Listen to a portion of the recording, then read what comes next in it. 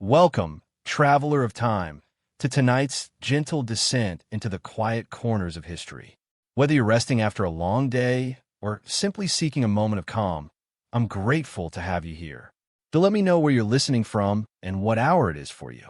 I imagine us as glowing dots on a spinning globe, connected by curiosity and the hush of night. If this peaceful storytelling brings a little stillness to your day, feel free to subscribe. We'll have many more historical tales to share. The North Sea alone claimed countless vessels each year. Its icy waters and sudden squalls transformed routine fishing expeditions into desperate battles for survival. But the sailors who plied these waters weren't merely lucky. They were master survivalists, understanding their environment with an intimacy born of sheer necessity. They read the sky like sacred scripture, interpreted the behavior of seabirds as divine omens, and cultivated an almost supernatural ability to sense approaching danger hours before it materialized. Consider the predicament of a typical fishing crew departing from an English coastal village in the depths of winter. Their vessel, perhaps 30 feet of oak planking held together with iron nails and sealed with pitch, would appear laughably inadequate to modern eyes. No radar, no radio, no weather forecasts, just hemp rope, canvas sails, and the accumulated knowledge of generations who had learned to read the sea's moods through bitter experience. These men possessed an encyclopedic knowledge of wind patterns, discerning how the slightest shift in breeze direction could signal an impending gale. They observed the waves themselves, noting subtle alterations in their rhythm and height that spoke of distant storms or submerged obstacles. The water's color conveyed narratives, pale green indicating shallow sandbanks capable of wrecking an unwary vessel, deep blue promising safe passage, but also hinting at the open ocean's unforgiving nature. Navigation posed perhaps the greatest challenge of all. Lacking modern instruments, medieval sailors relied on a combination of celestial observation, dead reckoning, and an intimate familiarity with coastal landmarks. They memorized star positions, seasonal wind patterns, and the distinctive profiles of distant headlands. Experienced captains could gauge their approximate position by tasting seawater, discerning subtle differences in salinity and temperature that delineated various ocean regions. But perhaps their most crucial survival skill was interpreting the weather itself. Medieval sailors developed an almost mystical ability to predict storms, watching for nuanced signs that modern meteorology has only recently begun to decipher. They knew that specific cloud formations portended a wind shift within hours, that the behavior of dolphins and whales could indicate approaching tempests, and that the very scent of the air carried warnings of peril. When storms did strike, survival hinged on techniques passed down through generations of seafaring families. Crews would secure everything movable, rig storm sails designed to keep the vessel headed into the wind, and brace for battles that could last for days. They understood the importance of maintaining steerage way, keeping just enough sail set to maintain control while avoiding being overwhelmed by the wind's power. The psychological demands were arguably as challenging as the physical ones. Spending weeks at sea in cramped, wet conditions, facing constant danger and monotonous food, tested even the most resilient minds. Successful crews developed rituals and routines that bolstered morale and cohesion. They shared stories, sang work songs that synchronized their efforts, and maintained strict hierarchies that averted chaos during emergencies. Food preservation represented another critical survival skill. Without refrigeration, medieval sailors relied on salted meat, hardtack biscuits, and ale that remained fresh longer than water. They learned to catch and preserve fish during favorable weather, supplementing their provisions and providing essential vitamins that prevented scurvy. The most experienced crews knew which seaweeds were edible, how to efficiently collect rainwater, and even how to extract drinking water from fish in desperate circumstances. Ship maintenance at sea demanded constant vigilance and ingenuity. Crews carried supplies of pitch, oakum, and spare canvas to patch holes and repair damage. They understood how to reinforce weakened masts with spare rope, how to pump out water when the hull was breached, and how to jury-rig emergency steering systems if rudders were damaged. Every sailor was expected to be part carpenter, part rope worker, and part emergency engineer. The social dynamics aboard medieval vessels were meticulously structured to maximize survival chances. Captains held absolute authority during emergencies, but successful skippers also understood the importance of consulting experienced crew members and fostering loyalty. They knew that a crew's unquestioning obedience during a crisis could spell the difference between survival and disaster. Perhaps most remarkably, these medieval mariners developed sophisticated signaling systems, allowing ships to communicate across vast distances. They utilized flags, sail configurations, and even smoke signals to share information about weather conditions, navigation hazards, and safe harbors. Experienced sailors could interpret these signals from miles away, creating informal networks that helped vessels avoid danger and find assistance when needed. The tools and equipment that facilitated their survival were marvels of practical engineering. Their anchors, designed to hold fast in diverse seabed conditions, could determine whether they safely rode out a storm or driven onto rocky shores. Their rope work was an art form, with specific knots and splices crafted for varying conditions and loads. Even their clothing was specially adapted, featuring oiled wool garments that provided warmth even when wet, and boots designed for grip on slippery decks. Medieval sailors also devised remarkable techniques for confronting the constant threat of fire aboard wooden ships. They understood how to combat fires with sand, wet canvas, and even seawater, and organized their vessels to minimize fire risks while still allowing for cooking and warmth during cold voyages. The navigation techniques they developed were surprisingly sophisticated, combining mathematical principles with practical observation.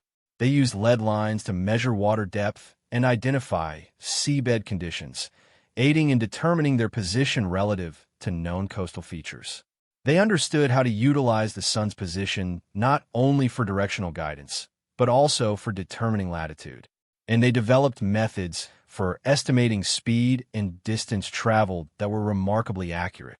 Beyond all these technical skills, medieval sailors possessed something no amount of modern technology can replace: an intimate, almost spiritual connection to the sea itself. They understood that survival depended not merely on battling the ocean, but on collaborating with it, reading its moods, and responding accordingly. They developed an intuitive sense for when to press forward and when to seek shelter, when to take risks, and when to exercise caution. The stories of their survival against seemingly impossible odds continue to inspire us today.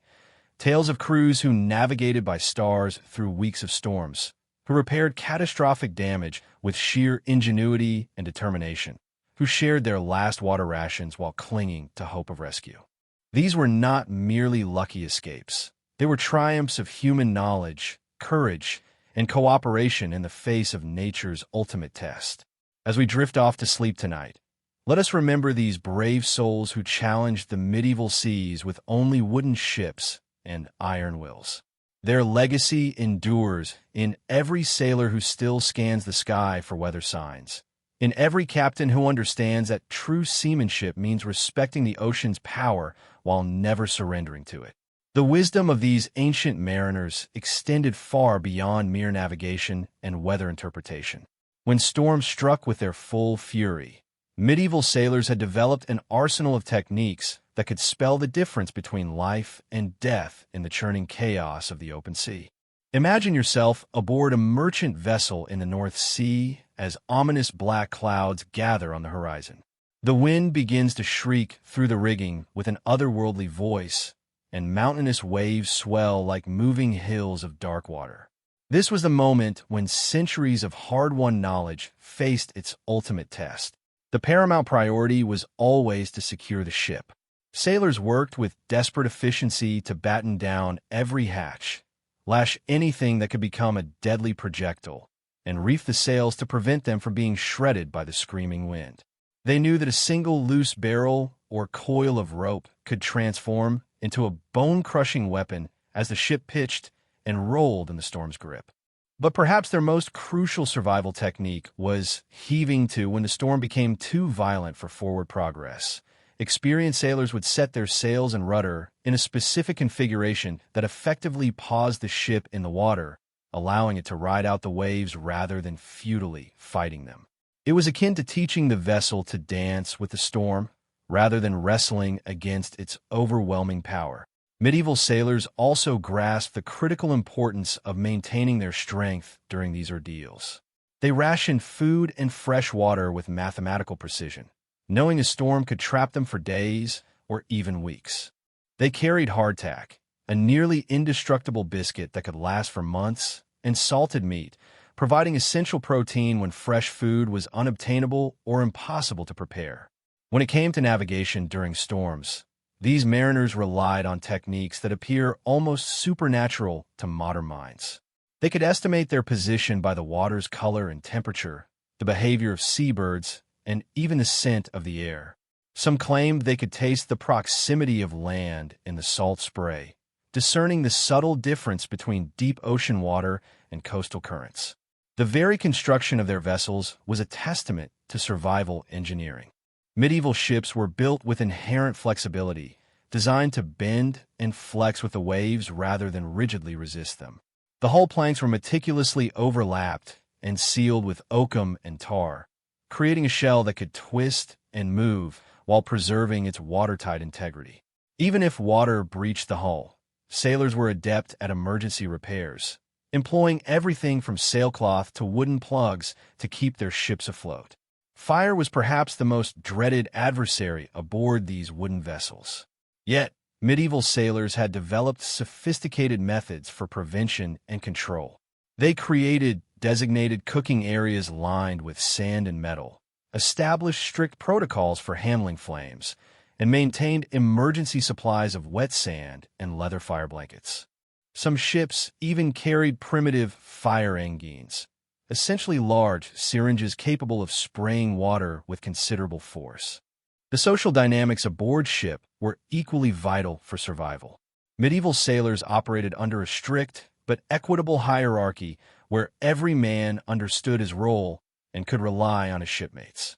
They developed elaborate watch systems, ensuring the ship was always adequately manned, and they shared knowledge freely, understanding that the survival of one depended on the survival of all. These remarkable seafarers also possessed an intimate knowledge of the sea's moods and personalities. They could discern the subtle signs preceding dangerous weather, from the specific way clouds formed on the horizon to the restless behavior of dolphins and whales. They knew which winds promised clear sailing and which carried the seeds of destruction. When death inevitably claimed crew members, medieval sailors had developed rituals and practices that helped maintain morale and prevent disease dissemination. Bodies were swiftly but respectfully committed to the sea, wrapped in sailcloth and weighted to ensure rapid sinking. These ceremonies served both practical and spiritual purposes, honoring the dead while safeguarding the living. Perhaps most remarkably, these ancient mariners possessed an unshakable psychological resilience, enabling them to face the sea's terrors repeatedly. They developed superstitions and traditions that instilled a sense of control over the uncontrollable, from lucky charms and protective prayers to elaborate rituals for appeasing the sea spirits they believed governed their fate. Their legacy extends far beyond the techniques and technologies they developed. Medieval sailors embodied a particular kind of courage, the willingness to venture into the unknown, armed with only accumulated wisdom, practical skills, and an indomitable spirit. They remind us that human ingenuity and determination can triumph over even the most hostile environments, and that survival often depends not just on what we know, but on how we apply that knowledge when everything seems lost. As we've observed, these extraordinary individuals didn't merely survive the deadly seas through sheer luck or divine intervention. They cultivated sophisticated systems of knowledge, honed practical skills to a razor's edge, and forged the mental fortitude necessary to confront nature's most extreme challenges. Medieval sailors faced death at every turn on treacherous waters, yet somehow they endured. We've explored how these mariners interpreted nature's signs and constructed ships capable of weathering any storm. We've examined their methods for rationing precious supplies and maintaining order when chaos loomed. But there was another element to their survival, one that transcended mere technique or seamanship: the unbreakable bonds they forged with one another, and the rituals that sustained hope when all seemed lost. For in those dark hours, when waves towered like moving mountains and the wind howled like the voices of the damned, it wasn't just skill that preserved them. It was the profound understanding that they were not alone.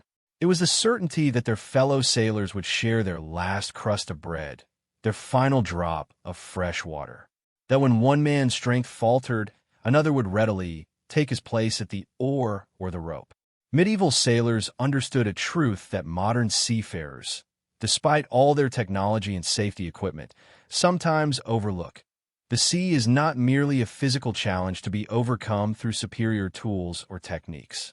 It is a force that tests the very soul, stripping away all pretense and revealing a man's true essence when confronted with his own mortality. This is why the bonds among crew members ran deeper than mere professional relationships. They were brothers in the truest sense, united by shared peril and mutual dependence. A sailor knew his life might depend on the man sleeping in the hammock beside him, just as that man's life might depend on his own courage and competence when crisis struck. These relationships were forged in the crucible of adversity. When storms raged and the ship became a wooden prison, tossed helplessly by titanic forces, men discovered reserves of strength they never knew they possessed. They learned to collaborate with an efficiency born of desperation, each knowing his role and executing it without question or hesitation. But it wasn't solely about survival. In the long, monotonous stretches between ports, when the wind died and the ship lay becalmed on glassy seas stretching endlessly, these same men who had collectively defied death now battled boredom and despair. They told stories, sang songs, shared memories of home and dreams of the future. They created a culture aboard their floating world, complete with its own customs, humor, and traditions. Storytelling held particular importance. In an age preceding widespread literacy, oral tradition was the primary means of preserving and transmitting knowledge. Sailors became living libraries, carrying tales from port to port, land to land. They recounted stories of sea monsters and mysterious islands, of brave captains and treacherous storms, of fortunes gained and lost on distant shores. These narratives served multiple purposes.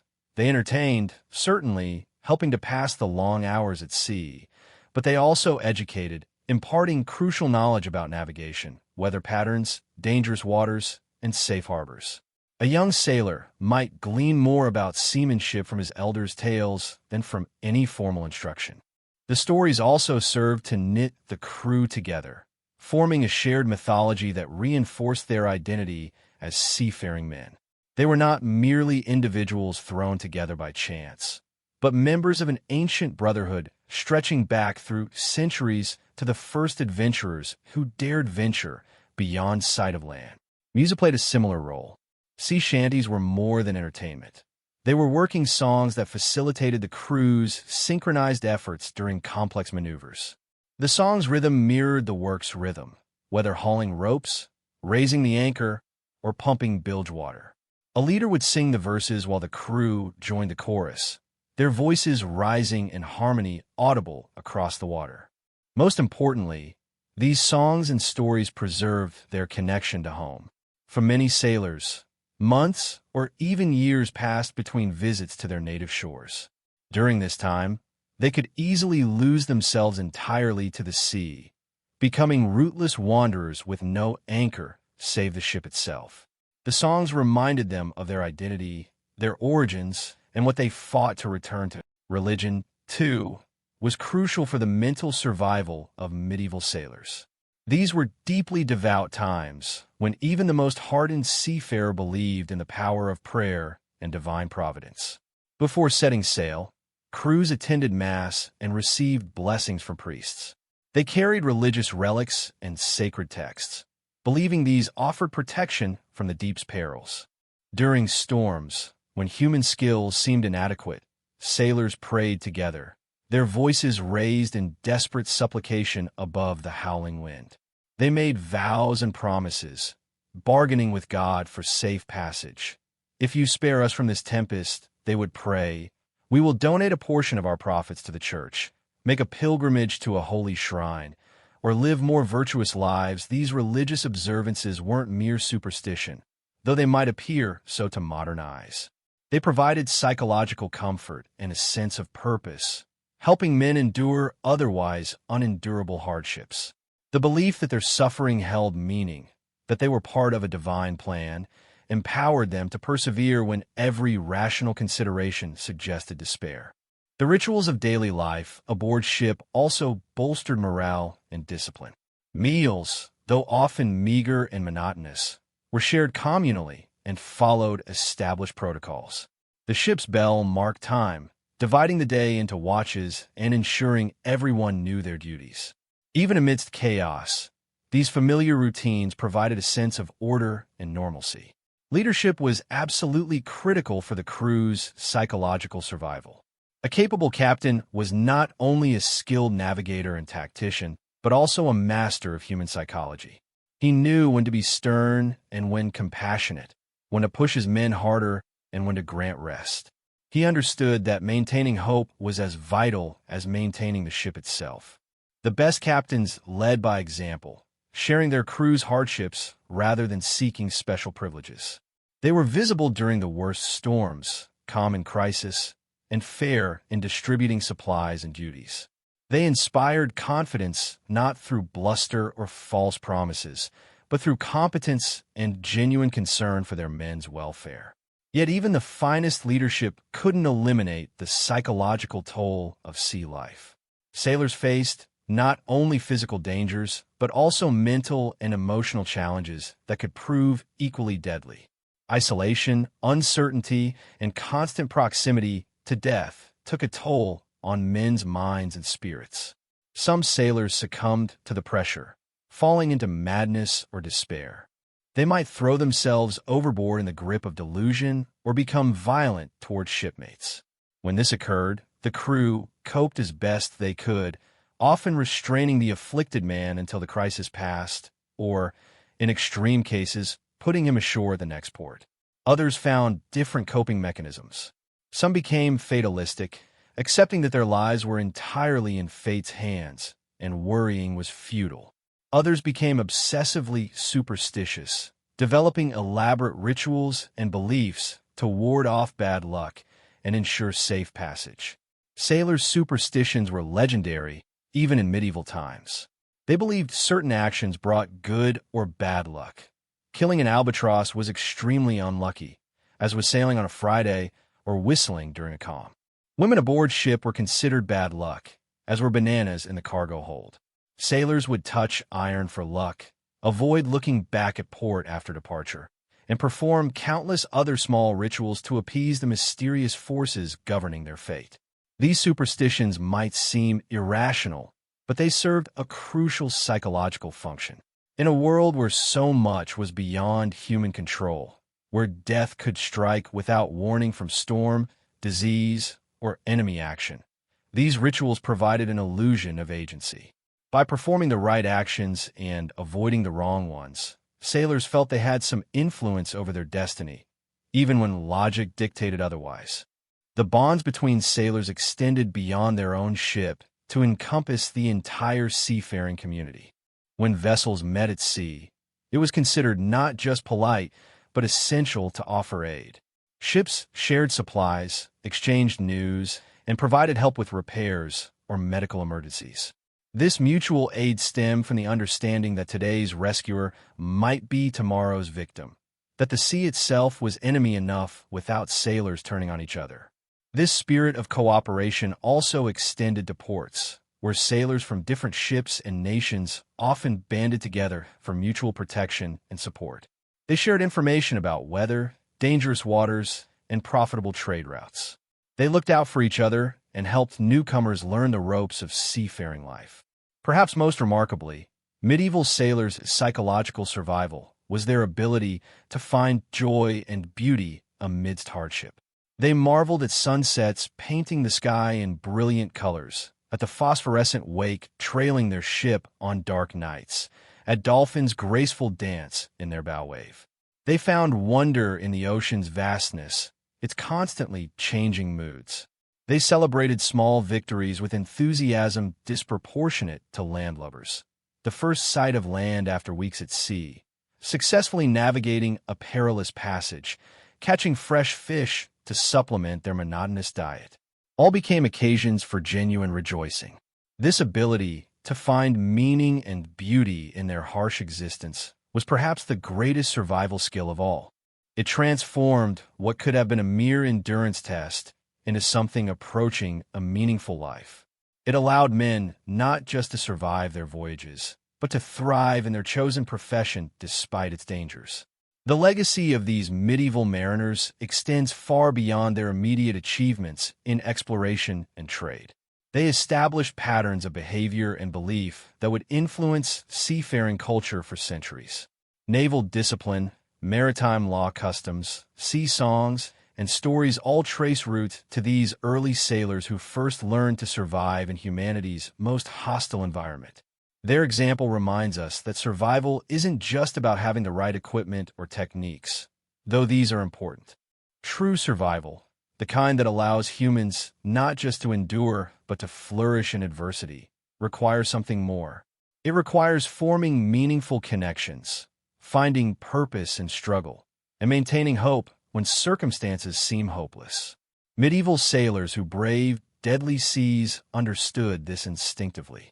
They knew their greatest weapon against the ocean's fury wasn't any tool or technique, but the unbreakable bonds forged with fellow men. In those bonds, they found strength to face whatever the sea threw at them, secure in the knowledge they'd face it together. And so, as we consider their remarkable story of survival against overwhelming odds, we are reminded that the human spirit, properly nurtured, is capable of enduring almost anything. The sea may be vast and terrible, but the courage and determination of those who sail upon it can be equally immense. Medieval sailors didn't just survive deadly seas through luck or prayer alone. They had developed a sophisticated arsenal of techniques, knowledge, and mental fortitude that kept them alive when nature unleashed her full fury. Beyond practical seamanship lay something deeper, separating those who perished from those who endured. The understanding that survival on the open ocean required not just strong hands and sharp eyes, but an unbreakable spirit forged in the crucible of shared hardship. The bonds between sailors ran deeper than mere friendship or professional cooperation. They were lifelines, connections that spelled the difference between life and death. When waves towered like mountains and the wind howled like banshees, these men knew no sailor, however skilled, could survive alone against the sea's vast indifference. They needed each other, not just for physical demands, but for psychological strength to endure months of isolation, constant danger, and death's ever-present specter. When storms struck with biblical fury, when the ship groaned and creaked, threatening to split apart, when green water crashed over the deck, sweeping everything into the abyss, it was this brotherhood that sustained them. Experienced sailors would grab younger ones, shouting instructions over the wind's roar, their voices carrying not just commands but reassurance. "Stay with me, lad." These weren't mere orders. They were promises that no one would be left behind, that they would face whatever came, together. The rituals and traditions governing life aboard ship weren't mere superstition or quaint customs. They were meticulously evolved practices designed to maintain morale and unity when all else seemed to unravel. Evening prayers weren't just about divine protection, though that was part of it. They were moments when the crew united as one voice, reminding themselves they were part of something larger than individual fears. The shared recitation of familiar words created continuity and purpose, anchoring a man's spirit when his physical world turned to chaos. Songs sung while working weren't just to pass time or coordinate efforts. They were expressions of collective identity, declarations that these men belonged to an ancient brotherhood of those who chose to live from the sea. Hauling lines or raising anchor, their voices would rise in rhythms passed down through generations. These work songs carried accumulated wisdom and experience of countless sailors facing the same challenges, fears, triumphs, and despairs. Stories told during long watches weren't just entertainment. They were repositories of practical knowledge disguised as adventure. A shipwreck tale might contain crucial info on reading weather or finding fresh water. A story of outwitting pirates could teach navigation. These stories preserved the collective memory of the sailing community, ensuring hard-won knowledge wasn't lost. Sharing food and drink aboard ship followed strict codes unrelated to naval regulations, but vital for survival. When provisions dwindled, as they inevitably did, equitable distribution of what remained meant the difference between a cohesive crew and one that devolved into violence. The officer who ensured the youngest sailor received his fair share of the last hardtack wasn't merely kind. He was maintaining the social fabric that kept the ship a unified entity. Respect shown to the dead wasn't just about honoring the departed, though crucial for men living with constant reminders of mortality. It affirmed the value of every life aboard, reassuring survivors their own deaths wouldn't go unnoticed. Committing a shipmate's body to the deep was a ritual strengthening bonds among the living, transforming the horror of death into something meaningful. Trust among sailors who weathered storms together was unlike anything on land. It was born of absolute dependence, of moments where life hinged on a shipmate holding a line. This wasn't casual trust, but profound and unbreakable. Men pulled each other from death's brink, shared last drops of water, formed bonds transcending normal human relationships. Accumulated knowledge wasn't just technical. They developed an almost mystical sensitivity to the sea's moods, an ability to read subtle signs of danger or safe passage. They learned to interpret watercolor, cloud shape, seabird behavior, wind feel. This knowledge was earned through years of observation and painful experience.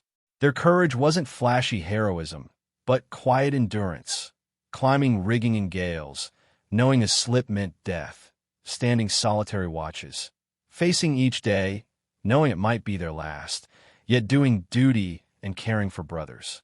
Most importantly, medieval sailors understood survival wasn't just about staying alive. It was about remaining human in dehumanizing circumstances. They developed elaborate honor codes for treating each other, sharing resources, and making crisis decisions. These weren't imposed rules, but organic principles from collective wisdom for maintaining community amidst adversity. How they welcomed new sailors showed their deep understanding of human nature. They knew a crew was only as strong as its weakest member. A frightened boy could be valuable or a liability. So, they had rituals for integrating newcomers, teaching not just skills, but attitudes for trustworthy shipmates. Their respect for the sea was both practical and spiritual. They saw the ocean not as an obstacle or resource, but a living entity. Elaborate superstitions and taboos governed interactions with the sea, not from ignorance, but from recognizing proper relation to this vast force was essential for survival. Arrogance could be fatal. The sea demanded humility. Their legacy extends beyond practical survival. They demonstrated extraordinary human resilience and cooperation in insurmountable challenges. They showed how humans maintain humanity and care for each other in dire circumstances. Courage isn't fear's absence, but acting despite it when duty demands. The psychological legacy of these mariners extends far beyond maritime history.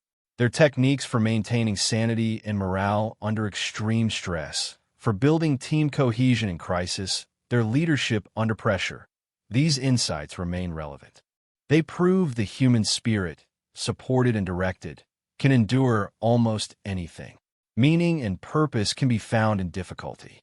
Bonds forged in common dangers transcend class, nationality. In our modern world, insulated from natural forces, we've traded harsh wisdom for soft illusions. But the sea remembers. The spirits of those medieval sailors inspire all who venture beyond safe harbors into the unknown, where real adventure and growth await. The mind, it turns out, was both the sailor's greatest vulnerability and his ultimate weapon. Perhaps the most remarkable testament to these sailors' ingenuity was their ability to navigate vast oceans without modern instruments. In an era before GPS or electronic compasses, medieval mariners developed navigation techniques that bordered on the miraculous. They interpreted the seas like ancient texts, discerning vital information for survival from every wave pattern, wind shift, and cloud formation. The art of dead reckoning became second nature to experienced sailors. They could estimate their position by meticulously tracking their speed, direction, and time travel from known point. Using simple tools like the log line, they measured their vessel's speed by lowering a knotted rope overboard and counting how many knots passed through their hands in a given time. This gave birth to the nautical term knots for measuring speed, still in use today. But dead reckoning was merely the foundation. Master navigators could interpret the ocean itself as a living map. They understood that different waters possessed distinct characteristics. The sea's color narrated stories of depth and proximity to land. Deep ocean waters appeared dark blue or black, while lighter blues and greens indicated shallower coastal areas. Muddy or discolored water often signaled river mouths or harbors ahead. Wave behavior provided another crucial navigation tool. Experienced sailors knew that ocean swells maintained consistent patterns across vast distances, created by distant storms or persistent winds. These swells could guide them even when local weather obscured other navigational aids. More remarkably, they learned to detect subtle wave reflections that occurred when swells encountered distant islands or coastlines, allowing them to sense land long before it became visible. Wildlife served as nature's compass for these maritime explorers. Certain seabirds rarely ventured far from shore, so their presence indicated nearby land. The direction of their flight patterns at dawn and dusk revealed the location of their roosting sites on distant coasts. Schools of fish, floating debris, and even the water's color and temperature all provided clues about currents, weather patterns, and proximity to land. Medieval sailors also mastered celestial navigation, though their methods were far simpler than later developments. They used the North Star as their primary celestial guide, understanding that its height above the horizon indicated their latitude. On clear nights, they could maintain course by keeping specific constellations in consistent positions relative to their vessel. The astrolabe, inherited from ancient Greek and Islamic scholars, allowed more sophisticated navigators to measure the altitude of celestial bodies. Though crude by modern standards, in skilled hands, these instruments could determine latitude with surprising accuracy. The magnetic compass, gradually adopted from Chinese innovations, provided directional guidance even when clouds obscured the stars. But navigation demanded more than technical skill. It required an almost supernatural ability to synthesize countless environmental clues into actionable knowledge. The most respected navigators developed what can only be described as an oceanic intuition, a sixth sense that allowed them to feel their way across trackless waters. These master mariners passed their knowledge through oral tradition, sharing techniques through stories, songs, and demonstrations. Young sailors learned by watching and listening, gradually developing their own sensitivity to the sea's subtle language. This knowledge was often closely guarded, as skilled navigators commanded high wages and crucial positions aboard vessels. The integration of practical navigation with spiritual belief fostered a unique maritime culture. Many sailors believed that successful navigation required not just skill, but divine favor. They performed rituals before major voyages, carried blessed relics, and maintained strict codes of conduct to ensure supernatural protection during their journeys. Weather prediction became another essential survival skill. Medieval sailors developed remarkable abilities to forecast storms and changing conditions hours or even days in advance. They read the sky like a book, interpreting cloud formations, wind patterns, and atmospheric pressure changes. The color and behavior of sunrises and sunsets provided crucial information about approaching weather systems. A ring around the moon or sun warned of incoming storms. Red skies at night might promise fair weather, while red morning skies often heralded approaching tempests. The behavior of sea animals also provided weather clues. Dolphins playing near the surface might indicate calm conditions ahead, while unusual bird behavior could signal approaching storms. These predictive abilities were literally matters of life and death. Accurate weather forecasting allowed sailors to seek shelter, alter course, or prepare their vessels for rough conditions. The best mariners could sense atmospheric changes that modern meteorology now confirms as real phenomena. The social bonds forged through shared navigation challenges created deep connections among crew members. Successful voyages required every sailor to contribute their knowledge and observations. Helmsmen, lookouts, and ordinary seamen all played crucial roles in gathering and interpreting navigational information. This collaborative approach to navigation strengthened the crew's unity and mutual dependence. Navigation also connected medieval sailors to broader networks of maritime knowledge. Port cities became centers of information exchange where mariners shared discoveries about new routes, dangerous waters, and navigational techniques. These informal networks rapidly disseminated innovations across vast distances, creating a shared body of maritime wisdom that transcended national and cultural boundaries. The economic implications of superior navigation skills were immense. Merchants who could reliably reach distant markets gained significant competitive advantages. Accurate navigation reduced voyage times, minimized losses from getting lost, and opened new trade routes that brought unprecedented profits. The most skilled navigators became valuable assets, sometimes earning shares in trading ventures rather than simple wages. But navigation was never just about reaching destinations. It represented humanity's determination to push beyond known boundaries, to explore and connect distant parts of the world. Medieval sailors who mastered these techniques were pioneers who expanded the horizons of human knowledge and possibility. Their legacy extends far beyond maritime history. The courage to venture into unknown waters, the skills to find their way across trackless oceans, and the wisdom to read nature's subtle signs all reflect qualities that remain essential for human progress. These sailors didn't just navigate the seas. They navigated the transition from an isolated, fragmented world to the connected global civilization we know today. As we reflect on their achievements, we're reminded that survival often requires more than just enduring hardship. It demands the intelligence to master complex skills, the wisdom to learn from nature, and the courage to venture into the unknown. Part 8. The Merchant's Gamble. Even as these weathered mariners mastered the physical challenges of the open sea, they faced an entirely different kind of peril that could destroy them as surely as any storm or rocky shore. The economic realities of medieval seafaring were brutal and unforgiving. A high-stakes game where fortunes could vanish faster than morning mist, and where a single miscalculation could leave even the most skilled navigator destitute and broken. These weren't just sailors embarking on romantic adventures across the wine-dark sea.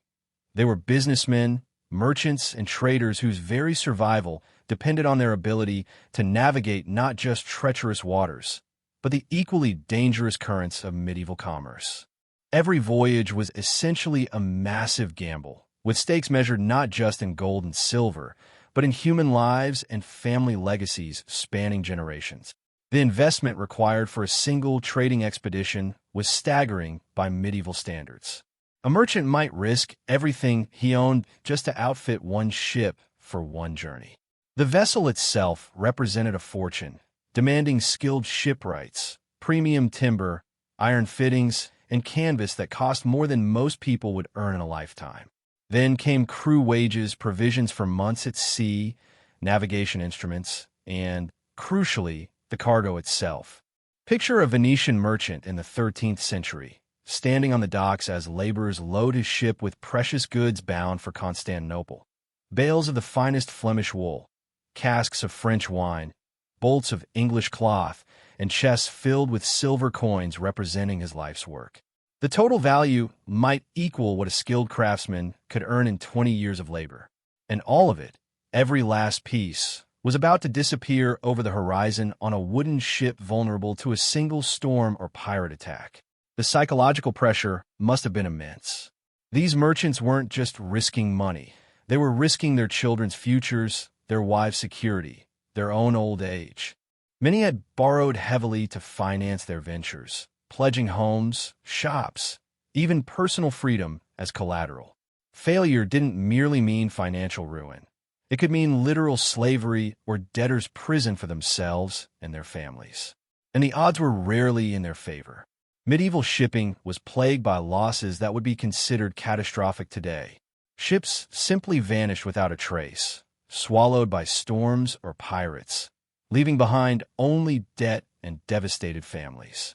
Even successful voyages could turn disastrous if political situations changed at sea, transforming friendly ports into hostile territories where goods would be confiscated and crews imprisoned. Consider Marco Benedetto, a Genoese trader whose family had pooled all their resources to finance an expedition to the Black Sea in 1347. The ship was laden with luxury goods, spices, and precious metals worth a king's ransom. But as they sailed east, they were unaware that the Black Death was already spreading westward along their very trade routes. By the time they reached their destination, half the crew was dead or dying. Ports were chaotic, and their carefully planned trading partnerships had collapsed into panic and quarantine. Benedetto faced an impossible choice: try to sell his goods at ruinous prices to whoever would deal with his plague-stricken ship, or attempt the return journey with a decimated crew and cargo that might be worthless upon reaching home. Either way, his family's fortune was likely lost. These were the kinds of decisions medieval merchants regularly confronted, where no good options existed, only varying degrees of catastrophe. But perhaps even more treacherous than disease or weather were the human predators haunting the medieval seas. Pirates weren't just common criminals. They were often state-sponsored raiders operating with the tacit approval of rival kingdoms. A Venetian merchant sailing through Genoese-controlled waters might find a ship seized and cargo confiscated under the guise of an obscure trade dispute. There was no international law to protect them, no insurance to compensate losses, no Coast Guard for rescue. The most successful merchants devised elaborate strategies to mitigate these risks, but even their precautions underscore how dangerous medieval trade truly was. They would distribute cargo among multiple ships, reasoning that if one was lost, others might still make it through. They traveled in convoys when possible, though this demanded complex coordination and shared costs that ate into already thin profit margins. Some merchants employed decoy ships, sending vessels with worthless cargo to attract pirates while their true treasures followed a different route. Others paid tribute to powerful lords or pirate chiefs, essentially buying protection from the very individuals who might otherwise destroy them. These payments were just another cost of doing business, another layer of uncertainty in an already precarious enterprise. The financing of these expeditions reveals the desperation that could arise. Merchants formed partnerships called commenda, where one partner provided capital and another provided labor and expertise. Profit-sharing arrangements were complex, reflecting the enormous risks involved.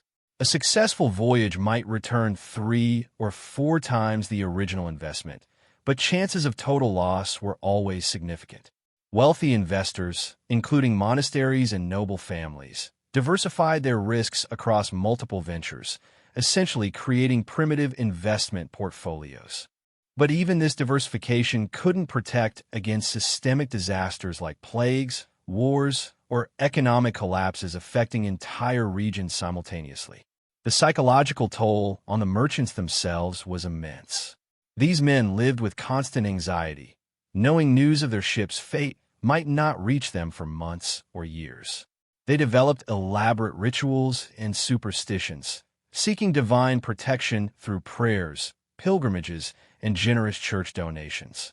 The Virgin Mary became the patron saint of sailors, not merely out of spiritual devotion, but because these merchants desperately needed something to believe in beyond their own limited control over fate. Family life suffered tremendously under these pressures.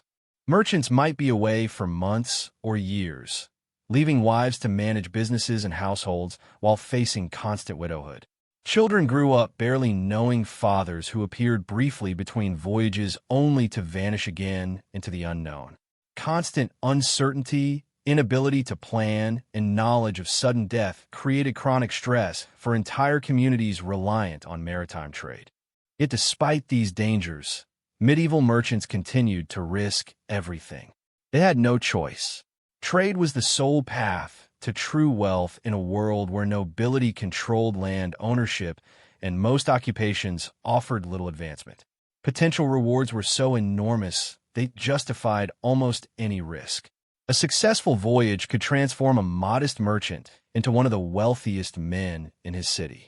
Profits from exotic spices, precious stones, or luxury textiles could be astronomical, sometimes returning 10 or 20 times the original investment. These windfalls allowed successful merchants to buy political influence, arrange advantageous marriages for their children, and establish family dynasties that could last centuries. The most successful merchants combined business acumen with genuine seafaring expertise. They understood not just market conditions and trade routes, but also ship construction, navigation, and crew management. They were part businessman, part sea captain, part diplomat, and part gambler, operating in a world where success demanded mastering skills most people never encountered. These merchant navigators developed an almost supernatural ability to assess risks and opportunities. They could instantly evaluate a ship's seaworthiness, determine cargo quality and market value, judge foreign traders' trustworthiness, all while mentally calculating complex profit margins and risk assessments. Their success wasn't solely individual skill. The most successful merchants built networks spanning continents. They cultivated contacts in every major port, corresponded with fellow traders across vast distances, and developed reputations for reliability that opened doors in the most remote corners of the known world. But even the most successful merchants never forgot how precarious their position was. They had seen colleagues ruined by single bad decisions or unlucky circumstances. They knew their wealth and status depended entirely on their ability to continue taking enormous risks in an unforgiving world where failure meant not just personal ruin, but the destruction of everything they had built. This constant tension between enormous potential rewards and catastrophic risks created a unique culture among medieval merchants. They were simultaneously conservative and adventurous, cautious and bold, practical and visionary. They had to be, because the alternative was destruction in a world offering no second chances or safety nets. The stress of this lifestyle manifested in various ways. Some became obsessively religious, seeking divine protection. Others turned cynics, trusting no one. Many developed elaborate superstitions. Yet, despite anxiety, these medieval merchants created something revolutionary. Their willingness to risk everything on distant voyages laid the foundation for global commerce, connecting civilizations and exchanging ideas. They literally expanded the known world, bringing back not just exotic goods, but new knowledge, technologies, and cultural practices that transformed European society. Their courage in overwhelming uncertainty was remarkable. These weren't professional adventurers or military commanders trained for danger. They were businessmen, often from modest backgrounds, who chose to risk everything for a better future.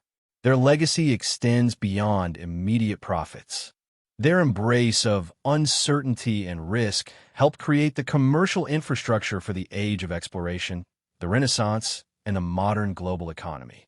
Every time you buy something made on another continent, benefit from international trade, or take global commerce for granted, you experience the distant consequences of those medieval merchants' willingness to gamble everything on the dangerous seas. The medieval seas were truly a realm of death. where even the most seasoned mariners faced perils that would break the spirit of lesser men. By the 14th century, as trade routes expanded and kingdoms sought wealth beyond their shores, sailors had developed ingenious methods of survival that went far beyond mere seamanship. These were techniques born of desperation, refined through countless voyages, and passed down through generations of men who had stared into the abyss and lived to tell the tale. Among the most crucial skills was the art of reading the ocean's moods through subtle signs that landlubbers would never notice. Master mariners could predict storms hours before they struck by observing the behavior of seabirds, the color of distant clouds, and the peculiar way dolphins moved through the water.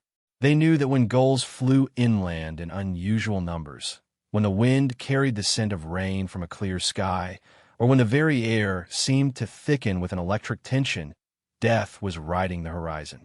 These sailors would immediately begin securing everything that could move, double-checking rope tensions, and preparing their vessels for the battle ahead. But reading nature's warnings was only half the equation. The other half lay in the revolutionary techniques medieval sailors developed for emergency repairs at sea. When a storm cracked a mast or tore a sail to ribbons hundreds of miles from shore, no rescue was coming.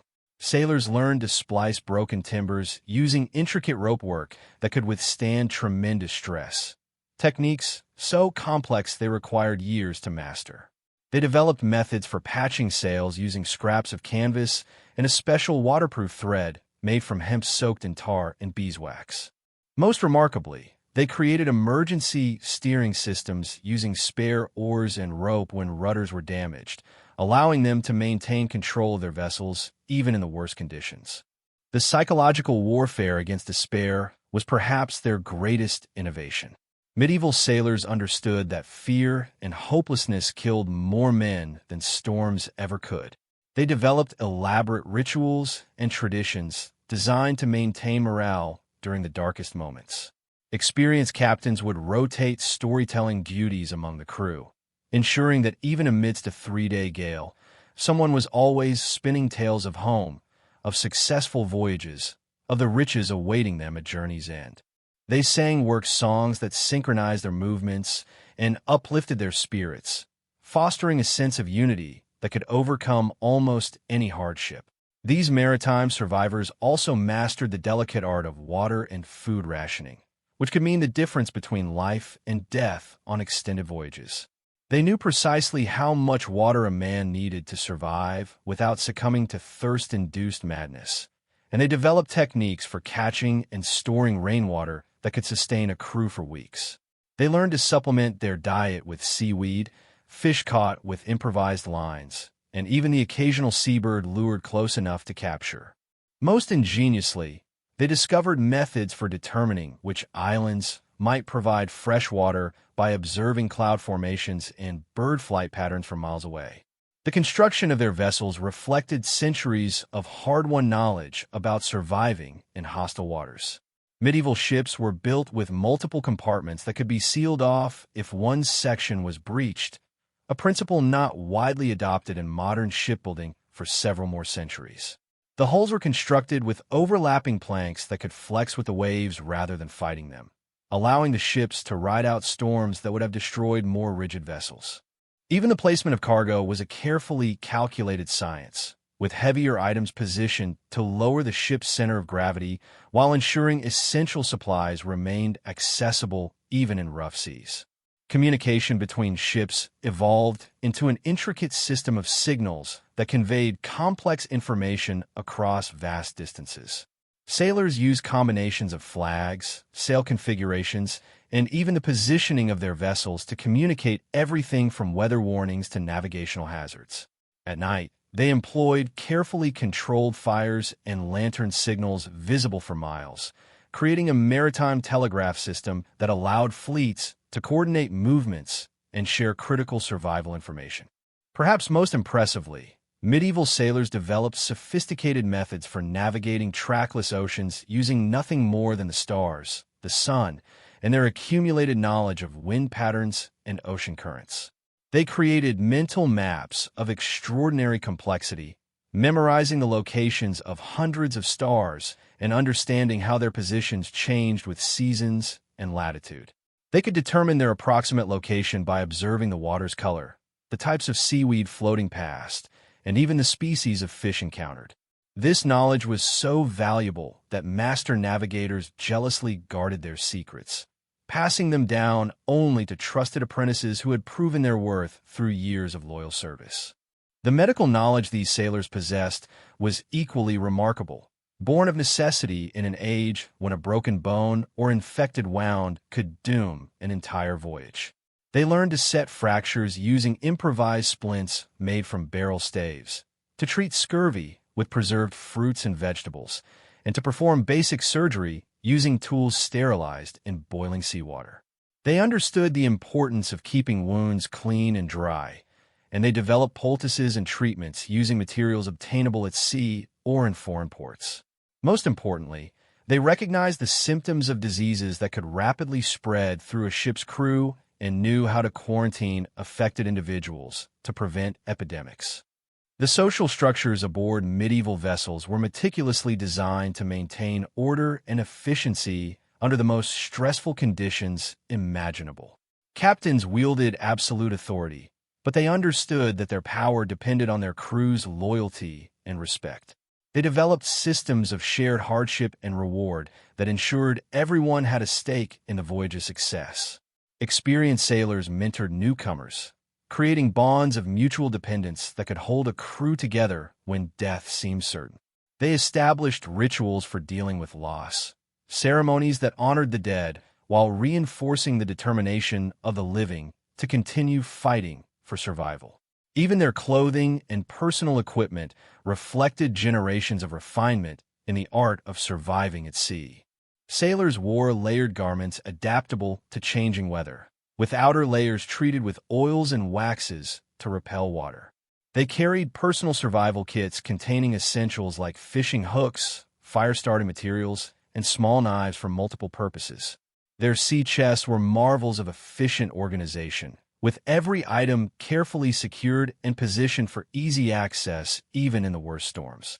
Knowledge of safe cargo handling was another crucial survival skill. Medieval sailors understood that shifting cargo could capsize a ship faster than any storm. So they developed elaborate systems of ropes, wedges, and barriers to keep everything in place. They knew which materials were particularly dangerous when wet, which could spontaneously combust, and which could contaminate food and water supplies.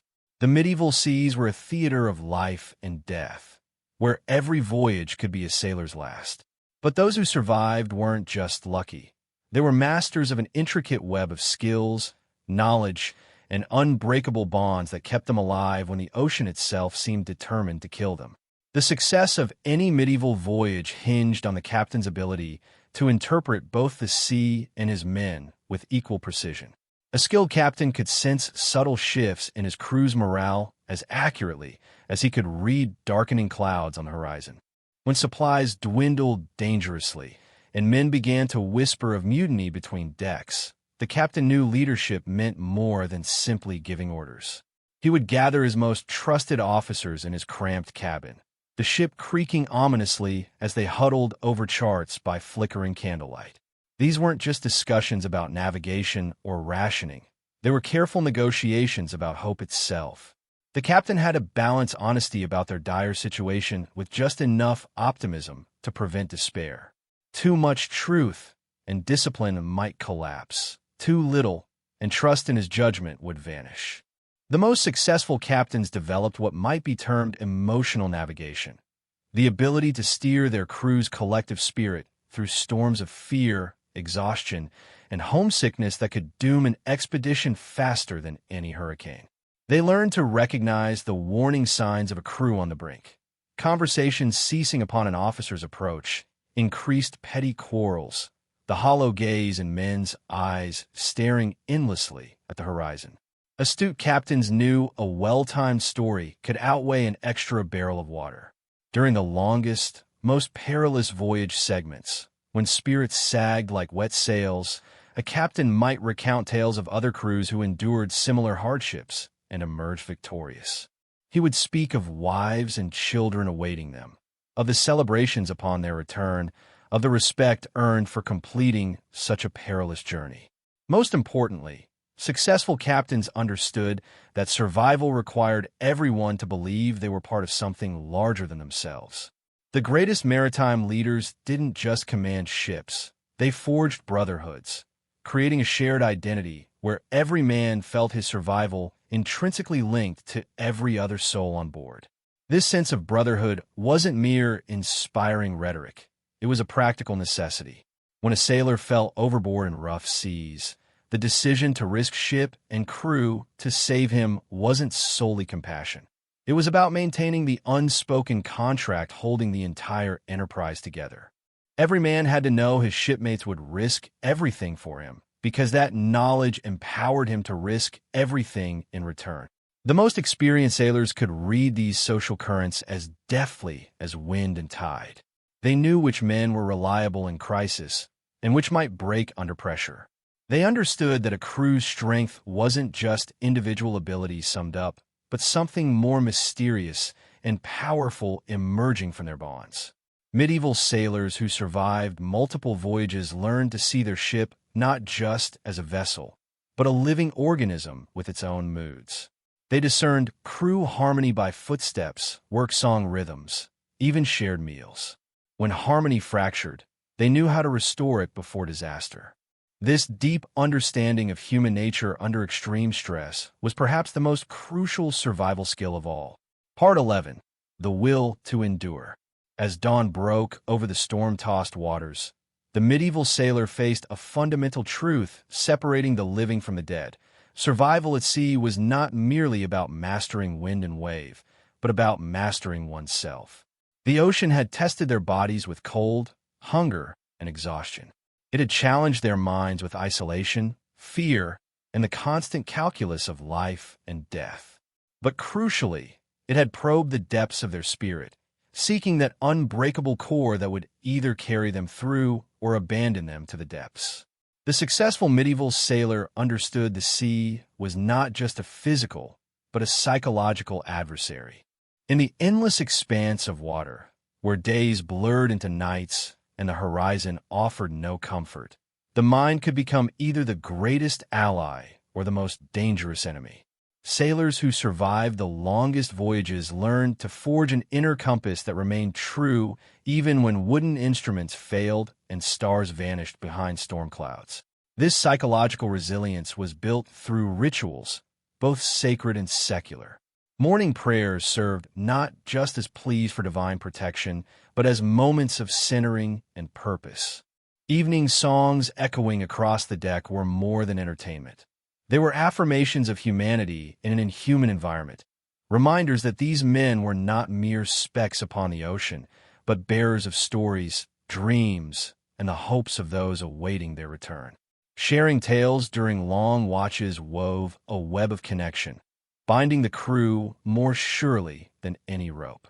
When a sailor spoke of his village, family, or dreams, he was not just passing time, but interweaving himself into the ship's collective memory.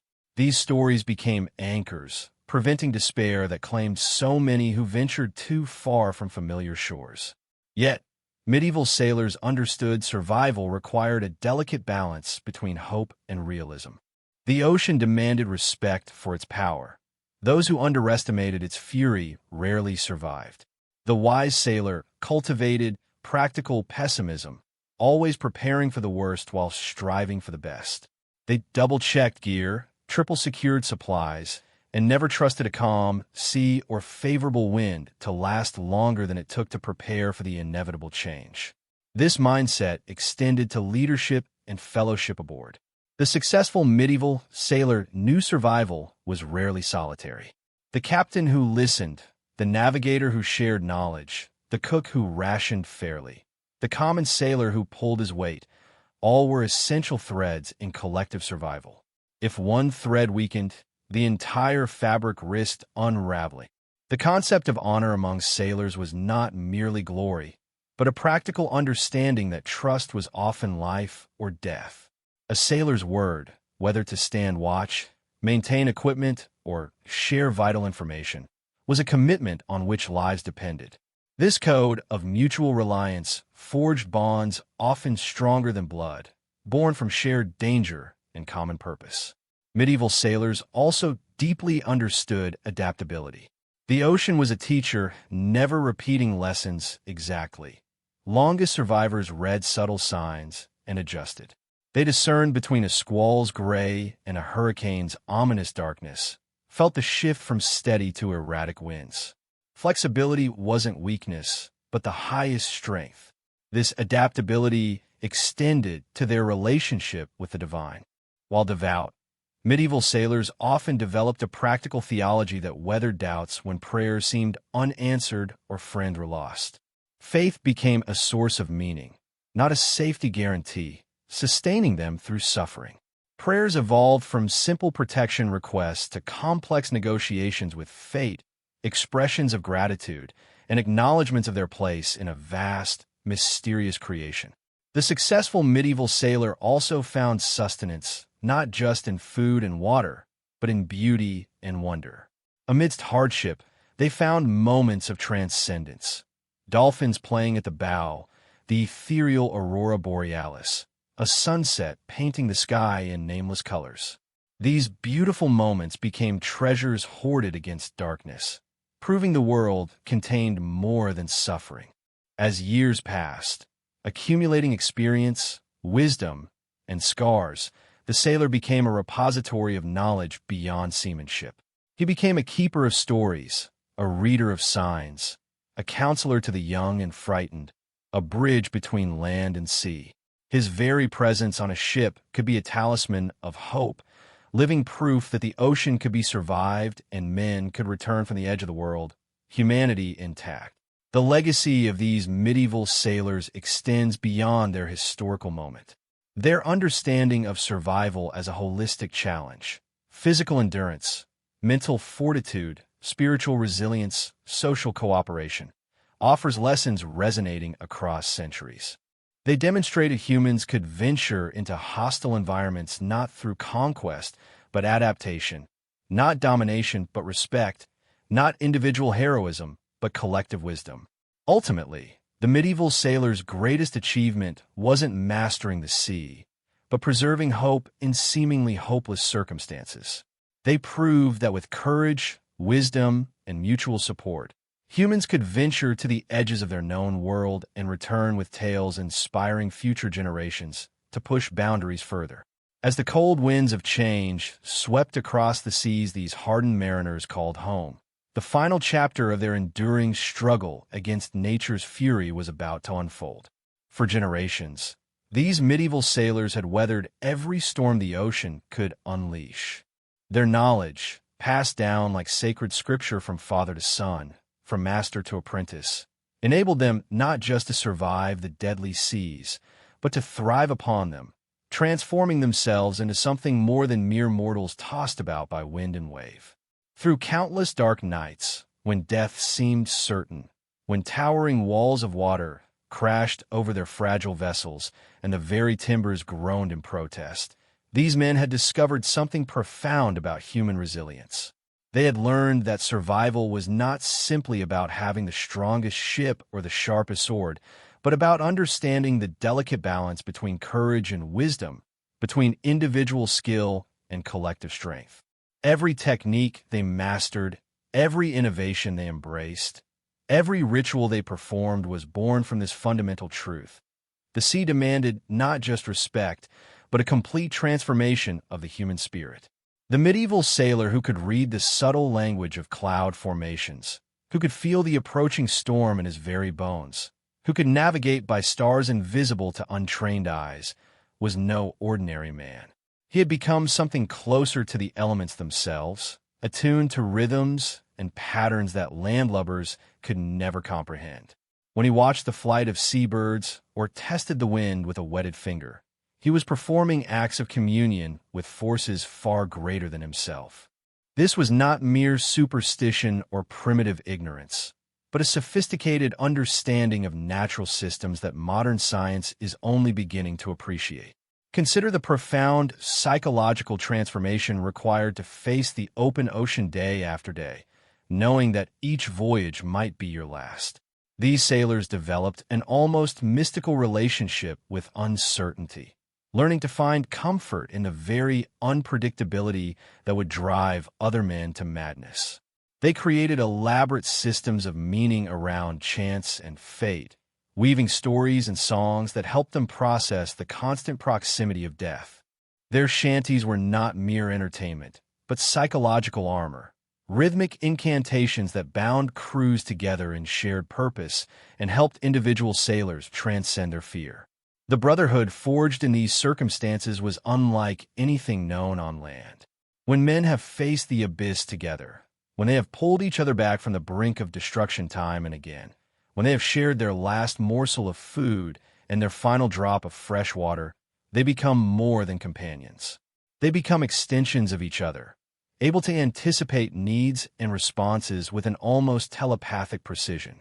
This was the secret weapon that allowed small crews to operate massive vessels in conditions that would challenge modern technology. But perhaps most remarkably, these sailors understood something that our modern world has largely forgotten. That true mastery comes not from dominating nature, but from learning to dance with it. They did not see the ocean as an enemy to be conquered, but as a partner in an eternal waltz, sometimes gentle, sometimes violent, always demanding complete attention and respect. Their ships were not fortresses built to withstand assault, but instruments of harmony, designed to bend without breaking, to yield without surrendering. The navigational techniques they developed were works of art as much as science. When a master navigator could determine his position by the color of the water, the smell of the wind, the behavior of fish, and the subtle variations in wave patterns, he was demonstrating a level of sensory integration that borders on the supernatural. These men had trained themselves to perceive the world with an acuity that transformed their vessels into extensions of their own bodies, their crews into extensions of their will. Even their approach to risk was revolutionary. While modern safety protocols focus on the elimination of danger, medieval sailors understood that some risks could not be avoided, only managed through preparation, skill, and an almost spiritual acceptance of fate.